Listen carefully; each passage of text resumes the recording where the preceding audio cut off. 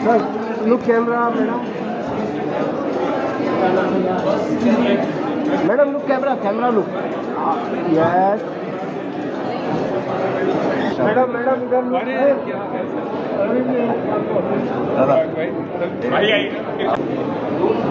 Wait.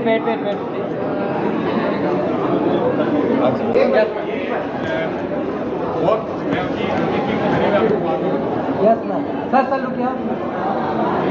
Sir. एक minute, sir.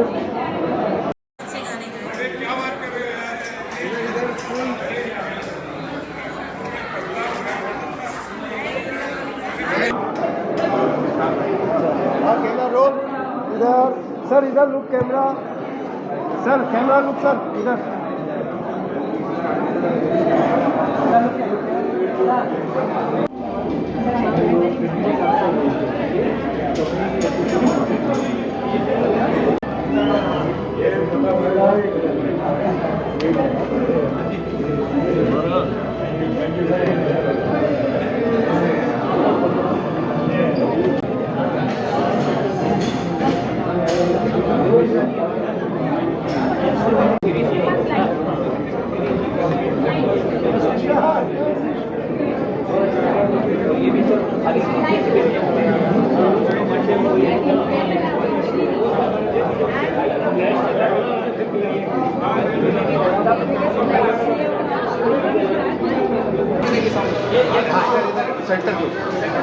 Centre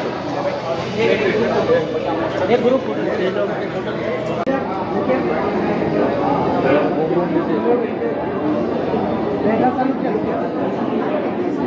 look क्या centre look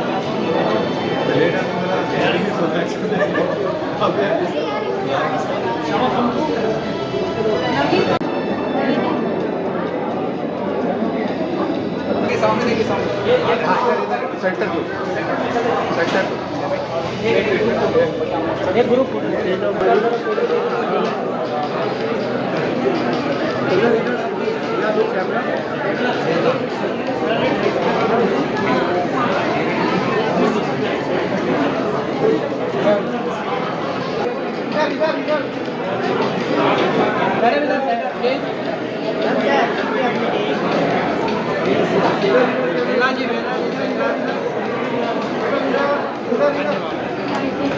करवा दो क्या जल्दी बोल के आप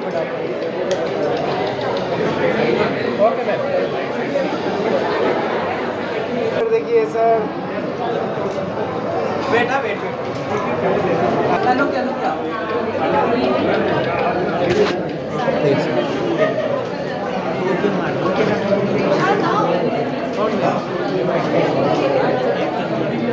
वो मैडम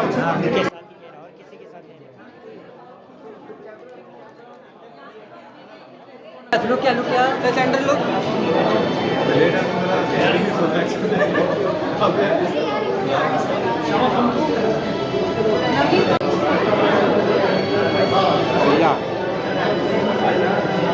बेटा या लुक क्या प्लीज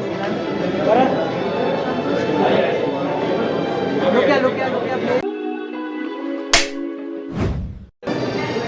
आज हमारी ढाई आखिर ये फ़िल्म का प्रीमियर हुआ और मुझे बहुत खुशी है इस बात की कि लोगों को फ़िल्म बहुत पसंद आई। कई सारे वाक्य ऐसे थे कि जहाँ पे लोग तालियां बजा रहे थे। It was expected but not in a big way. तो मुझे बहुत खुशी हुई इस बात की। कोई भी फ़िल्म जब लिटरेचर पे आधारित होती है तो उसमें सब्सटेंस होता है और वो सब्सटेंस लोगों को अच्छा लगा, वो उनके दिल को छू गया।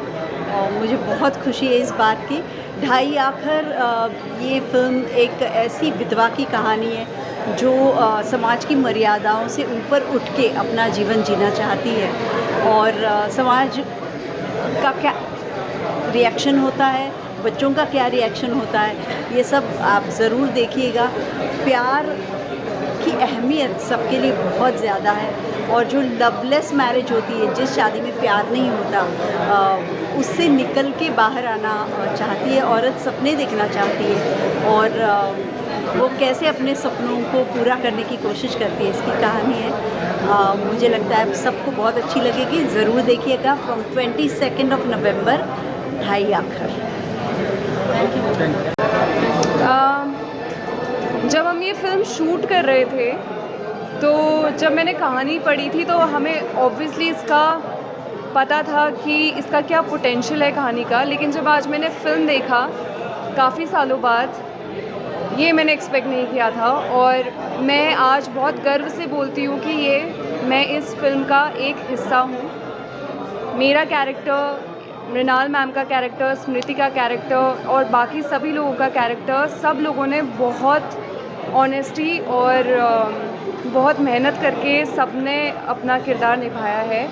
और मैं बहुत बहुत खुश हूँ कि मैं इस टीम के साथ मैंने काम किया।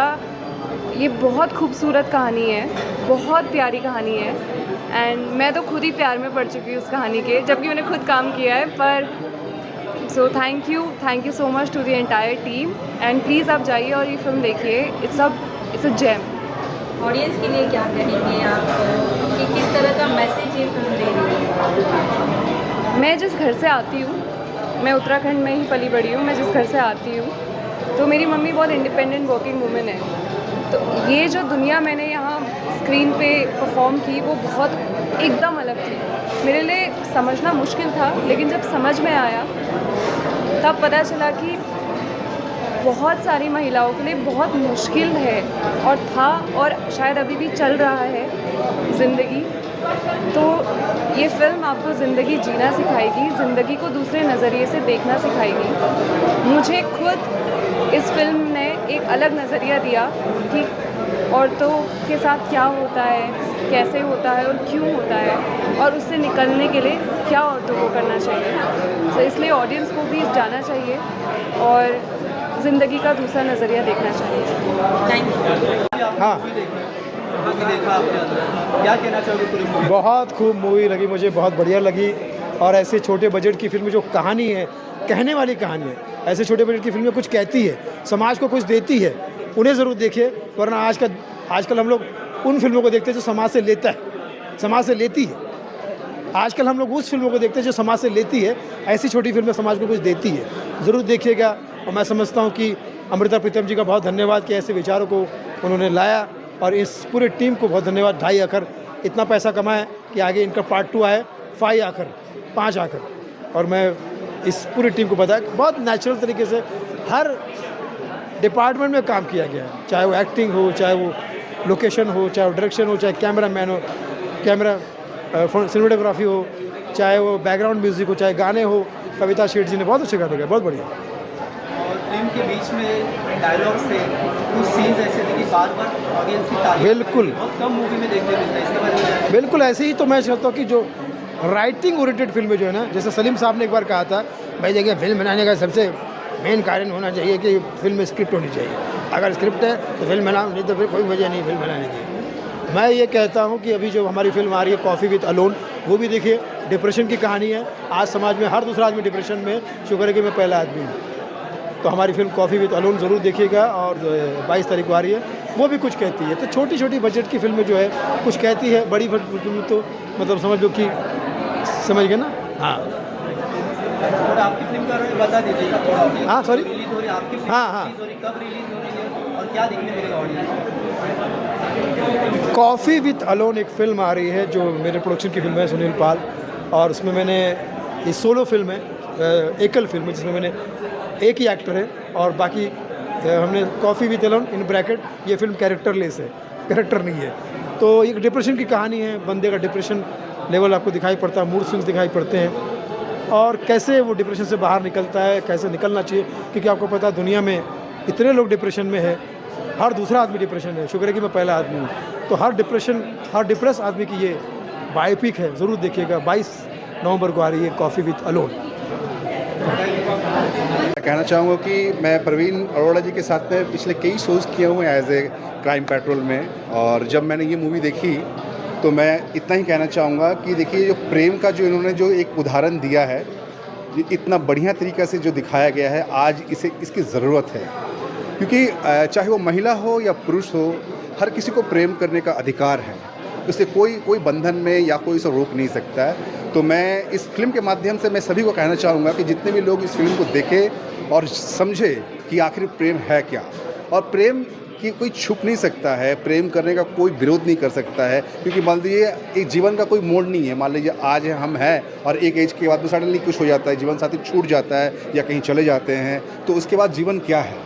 तो इस जीवन का पूरा अधिकार है कि हम अपने जीवन के पार्टनर को चुनें, हम जीवन साथी को चुनें, हम अपने प्रेम करें किसी से और प्रेम दे किसी से, और प्रेम लेने का भी अधिकार हमें है। तो ये सिनेमा हमें सिखाता है कि आपका जो वास्तविक जीवन है, जो एक बोलते हैं ना जीवन, चाहे हम मनुष्य का जो जीवन है, उस मनुष्य का जीवन में जो प्रेम का अधिकार है, ये सिनेमा आपको दिखाता है। और वाकई ही प्रेम ही आपका उसका अंत हो सकता है, और उसका जो भी विरोध करता है वो पीछे ही रह जाता है। और सही मायने में अगर आपको जीवन जीना है, जीवन के बारे में जानना है, प्रेम को बेहतर तरीके से जानना है, तो ज़रूर देखिए ये ढाई आखिर प्रेम का एक बेहतरीन और एक सुंदर सिनेमा। Thank you. आपने देखा कि ऑडियंस की बैठी थी, मूवी देख रही थी, मूवी के बीच बीच में जो डायलॉग्स थे और जो सीन देख रहे थे, जिससे बार बार तालियां बज रही थी, बहुत कम मूवी में देखने को मिलता ऑडियंस का रिएक्शन। क्या कहना चाहिए? ये मैं खुद अभी भी इस चीज़ में डिकोड नहीं कर पाया हूँ। उसका रीज़न ये है कि ऑडियंस पे पिक्चर कैसे लैंड करे हम लोग एंटिसिपेट कर ही नहीं सकते कि क्या चीज़ वर्क कर जाए, क्या चीज़ वर्क नहीं करे। तो ये बहुत हमारे लिए, जितनी बार हमारे लिए एक वॉचिंग रहेगी, हमारे लिए वो वॉचिंग हमारे लिए सरप्राइज ही रहता है कि ओके ये चीज़ यहाँ पे इस तरीके से लोग परसीव कर रहे हैं। सो ये चीज़ थी जो मुझको देखने में मिला कि हाँ, क्योंकि देखा जब उनको तो हमने रिएक्ट करते हुए चीज़ों के ऊपर, तो लगा कि हाँ वर्क कर रही है कुछ चीज़ें जो हमको लग रहा था कि नहीं करी, वो कर गई और चीज़, वो जो अच्छा था काफ़ी। मुझे कहानी आपके पास में अगर आई होगी तो आपको क्यों लगा कि उसको प्रोड्यूस करना चाहिए? सबसे पहले चीज़ जो मुझको लगता है, ये मेरा पर्सनली मानना है, वो ये कि बातें वो नहीं कि जो नहीं हो रही हैं, बातें वो कि जो आम रोज़मर्रा की ज़िंदगी में होती हैं। तो जो कही गई बातें दोबारा कहना, किस तरीके से कहना, ये एक मेरा मानना है चीज़ों को करने को लेते हुए। इसलिए मुझे लगा कि हाँ, ये परिवार भी मैंने देखा है, इस परिवार में मैं रह भी चुका हूँ, और कुछ एलिमेंट्स कहीं ना कहीं पारिवारिक ही थे, पर आई थिंक उसमें बात होनी चाहिए। डायरेक्टर से ज़्यादा खुश कौन होगा? अगर ऑडियंस उसके काम को पसंद कर रही है तो सबसे ज़्यादा जो है डायरेक्टर को ही खुशी होगी, उसके क्रू को खुशी होगी, एक्टर्स को खुशी होगी, टेक्नीशियंस को खुशी होगी। और बिल्कुल ये है कि मुझे बहुत अच्छा लगा कि जिस तरह से ऑडियंस ने रिएक्ट किया है। आपकी फिल्म का हीरो जो है वो एक स्त्री है, तो मतलब कैसे ये विचार आपके मन में आया कि इस तरह की मूवी? देखिए ऐसा है, ये जो कुछ इस फिल्म में दिखाया गया है ये हमारे घरों में रोज़ होता है, हमारे आसपास रोज़ होता है, हमारी गली मोहल्ले में रोज़ होता है, लेकिन हम उसको इग्नोर कर देते हैं ये मान के कि चलो ये तो होता ही है। लेकिन जब कहानी के रूप में कोई देखता है तो उसके मन पर असर होता है। मान लो कोई इस फिल्म को देखेगा तो उसके मन पर असर होगा कि यार ये तो मैं अपने घर में भी कर रहा हूँ। तो यही इस फिल्म का मकसद है कि लोग उसको समझें। जिस तरह की स्थितियों में हमारे यहाँ आज भी इतनी शिक्षा बढ़ गई, जागरूकता बढ़ गई, सब कुछ हो गया, डेवलपमेंट भी हो गई, लेकिन औरत की स्थिति में कोई मूल परिवर्तन नहीं आया है। मतलब उसके रूप बदल जाते हैं। मतलब गांव में किसी और तरह की होगी, छोटे कस्बे में और तरह की होगी, मे भी बड़े शहर में और तरह की हो, लेकिन कुल मिलाकर के औरत जो है उसको आदमी के बराबर का दर्जा आज भी नहीं मिला है। तो कुल मिलाकर के ये फिल्म जो है इसी मुद्दे को उठाती है कि औरत जो है, जिसने लगभग हर क्षेत्र में अपने आप को प्रूव किया है, फिर भी आप उसको जो वो डिज़र्व करती है वो क्यों देने के लिए तैयार नहीं? आप देखिए, शादी से पहले औरत को बाई एंड लार्ज अपने परिवार, अपने पिता, अपनी माता, उनकी इच्छा के अनुसार ही सब कुछ करना पड़ता है। ठीक है, छोटी मोटी छूट आजकल मिलने लगी है एजुकेशन की वजह से, लेकिन ना बड़ी नहीं है कुछ भी। और शादी के बाद भी जो पति कहेगा, जो पति की इच्छा होगी, उसी के अनुसार काम करना पड़ेगा। तो ये तो इनह्यूमन है ना। कुल मिलाकर के आप मुझे ये बताइए कि और औरत जो है वो इस तरह की स्थिति में क्यों रहे, और ये क्यों स्वीकार करना चाहिए किसी को भी, औरत को भी या किसी भी समाज को। लेकिन ये है, और कुल मिलाकर के इसी से जुड़े हुए जो सरोकार हैं उन्हीं को लेकर के ये फिल्म हमने की है। एक नावल पर बेस है, नावल हमें बहुत पसंद आया। हमें लगा कि इसमें जो कुछ है लिखा हुआ वो हमारे आसपास के जीवन का है। हम अपने घर परिवार में, अपने रिश्तेदारी में, अपने मोहल्ले में ये सब रोज़ देखते हैं, लेकिन हम रिएक्ट नहीं करते। तो कुल मिलाकर के ये है कि लोग उस इश्यू को लेकर सेंसिटिव हों, उसको लेकर के सोचना शुरू करें। ये फिल्म बेसिकली कुछ सवाल उठाती है और उन सवालों के जवाब ऑडियंस को खोजने चाहिए। Thank you. मैम क्या कहना चाहोगे? लाइट सेट कर ले, सभी ने इसको सेट कर दी। बीच में ये देखा जा रहा था कि बार-बार तालियां बज रही थी, तो कैसा आपको क्या लगा? सबसे पहले तो अपनी दर्शक दीर्घा को हम बहुत ही शुक्रिया करना चाहेंगे कि उन्होंने इस तरह की फ़िल्म को बहुत तहे दिल से नवाजा और दिल से सराहा। और इस तरह की फ़िल्म पर बीच बीच में तालियां बजना मेरे लिए एक आश्चर्यजनक चीज़ थी, क्योंकि बहुत समय बाद एक लीग से हटकर खुद एक फ़िल्म मैंने देखी और अपने एज ए एक्टर काम करने का अनुभव भी प्राप्त किया।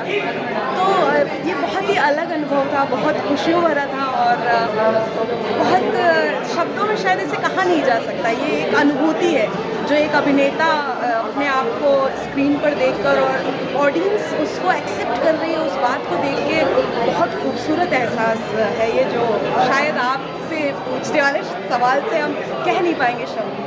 बहुत ही अनुभव अलग था। बिल्कुल साफ सुथरी फिल्म है, स्टार्ट टू एंड पूरी तरह देखा जाएगा कि स्टोरी जो पोर्ट्रे हो रही है वो लोगों की समझ में भी आ रही है, क्योंकि लोग उससे जुड़े हुए हैं। तो आप भी अगर पूरी मूवी देखे होगे तो मतलब आप क्या कहना चाहोगे? आपने तो एक्ट किया है। और इस फिल्म की सबसे खास बात यह है कि हम लोग हॉलीवुड की बहुत सारी फिल्में ऐसे देख पाते हैं जो नॉवेल बेस्ड होती हैं, स्टोरी बेस्ड होती हैं, बड़े बड़े अनुभवों के ऊपर बेस्ड होती हैं। बट हमारे भारत में इस तरह के एक्सपेरिमेंट्स बहुत कम किए जाते हैं, और ख़ास तौर से सिनेमा में भी पर्दे पर लगने वाले सिनेमा OTT रिलीज़ में फिर भी एक कोशिश की जाती है मैसेज की। बट अभी जिस तरह का समय चल रहा है हमारे बॉलीवुड सिनेमा का, वहाँ पर इस तरह की फ़िल्म के बारे में एक डायरेक्टर को लेकर सोचना और वो कदम उठाना अपने आप में एक बहुत साहसिक काम है। और इस तरह की फिल्में बहुत समय पहले बनती थी, घर संसार हो गई, ग्राम तेरी गंगा मैली, बहुत सारी ऐसी फिल्में थी जो परिवार के साथ बैठकर देखी जा सकती थी। कुछ अगर उसमें वल्गर है उसके बावजूद भी परिवार बैठ सकता था। बट अभी जिस तरह का सिनेमा आया है उसमें परिवार का एक साथ बैठना थोड़ा सा मुश्किल है बच्चों को लेकर। बट इस फिल्म की खास बात यह है कि इसमें हमारे साथ एक 6 साल 8 साल की बच्ची जुड़ी हुई है, जो कंटिन्यू इस फिल्म के सेट पर और इस फिल्म की कहानी में बिल्कुल हमारी तरह बुद्धि लिखी है। तो इस तरह की फिल्म का साहसिक निर्णय हमारे डायरेक्टर साहब ने जो किया वो बहुत कम लोग करते हैं, और ये बहुत बेहद खास अनुभव है मेरे लिए एज ए एक्टर इसको परफॉर्म करना। तो ये बहुत सुंदर काम है अपने आप में, एक नॉवेल पे फिल्म बनाना। अपकमिंग प्रोजेक्ट कौन सा है?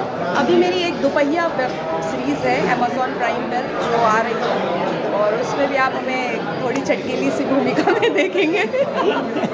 तो एक मेरी अपकमिंग प्रोजेक्ट्स फिल्म है, और इसके अलावा एक कृष्णा अर्जुन फीचर फिल्म है, वो 1 टेक शॉट है, वो भी अभी आने ही वाली है। बस आपको कोई आइटम सॉन्ग का अगर ऑफर आए आप लोगी? ऑब्वियसली आज की रात वाला टाइप कुछ आया तो किया जाएगा। I know, I like it dance looking hot. Thank you so much sir. तो ऐसी हॉट में ऐसा कॉन्सेप्ट कैसे चॉइस की? एक्चुअली मेरी जो पढ़ाई हुई है थिएटर की वो नेशनल स्कूल ऑफ ड्रामा से हुई है न्यू दिल्ली, और उसके पहले Madhya Pradesh school of drama. तो मेरे अभिनय के क्षेत्र में ये बहुत अच्छा रहा कि मैंने इतना लंबा समय अपनी पढ़ाई को दिया है, और ऑब्वियसली एक्टिंग की पढ़ाई को दिया है। तो अभिनय करने के दौरान ये पता चला कि अभिनय करने के लिए कुछ भी कर सकता है एक अभिनेता, वो कुछ भी बन सकता है, और ये उसके अपने प्रेजेंट के चरित्र और अपने उस कैरेक्टर पे डिपेंड नहीं करता कि वो किस तरह की फिल्म चुनेगा या लेगा। ये सब कुछ हमको थोड़ा आध्यात्मिक महसूस होता है। मेरी ऐसी सोच है कि हर चरित्र अपने अभिनेता को स्वयं चुनता है, और शायद इस कैरेक्टर ने भी वही चुना है, मुझे खुद चुना है, मैंने शायद नहीं चुना है। Thank you.